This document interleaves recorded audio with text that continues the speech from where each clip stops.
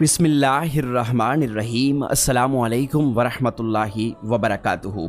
प्यारे दोस्तों, आज की इस वीडियो में हम आपको बताएंगे कि हज़रत इमाम हुसैन अलैहिस्सलाम ने जिस शेर को पाला था, जिसका नाम अबुल हारिस था, वो कहाँ से आया था और बचपन में आज़ाद किया हुआ वो शेर किस तरह से 10 मुहर्रम को इमाम हुसैन अलैहिस्सलाम की शहादत के बाद पहुंचा और उसने फ़ौज यजीद के साथ क्या किया।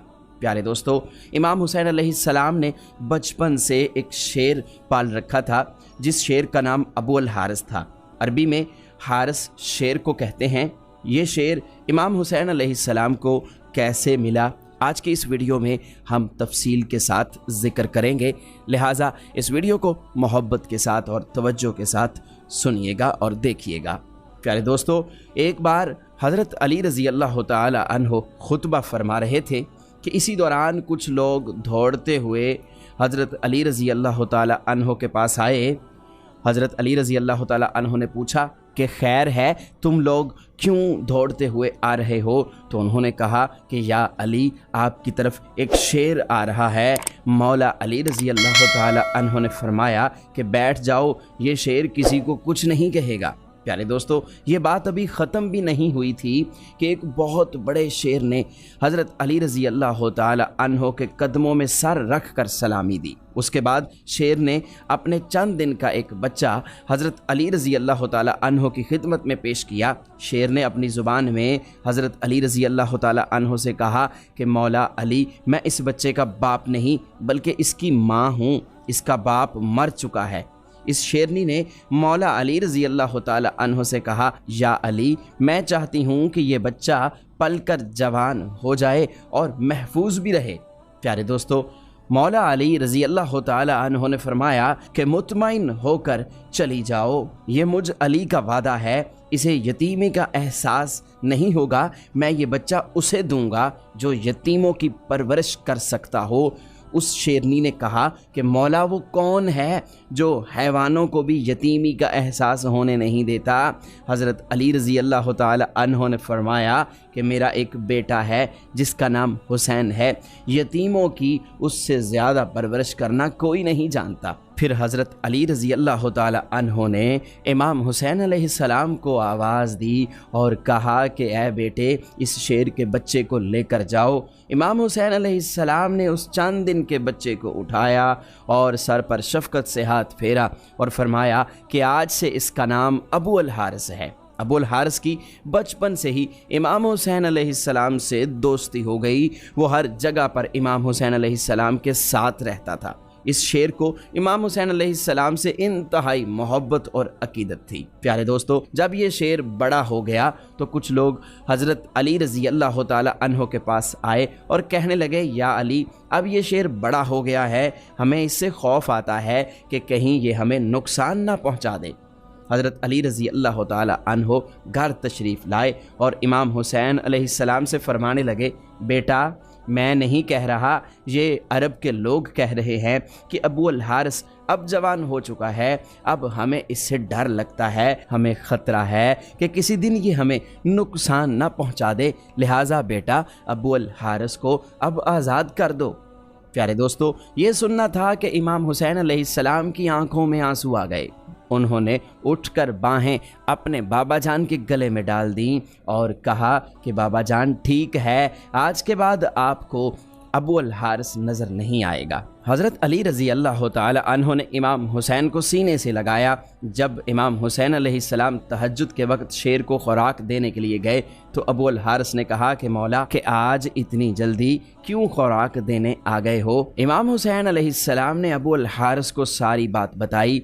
अबुल हारिस ने कहा, ठीक है, मैं चला जाता हूँ, लेकिन मेरी एक शर्त है कि मैं ज़िंदगी में आपसे दोबारा मुलाकात चाहता हूँ। रवायात के अंदर आता है कि इमाम हुसैन अलैहिस्सलाम ने फरमाया कि तारीख़ याद रखना, 10 मुहर्रम 61 हिजरी मैदान करबला के टीले के पास से तुम्हें एक आवाज़ आएगी, बस उस आवाज़ पर लब्बैक कहना और चले आना, मुझसे मुलाकात हो जाएगी।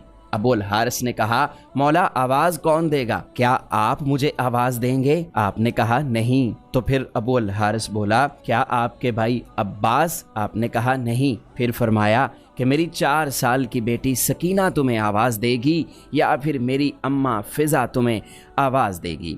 پیارے دوستو، آج بھی کربلائے معلیٰ میں وہ مقام موجود ہے جہاں کھڑے ہو کر بی بی فضا نے ابو الحارث کو آواز دی تھی۔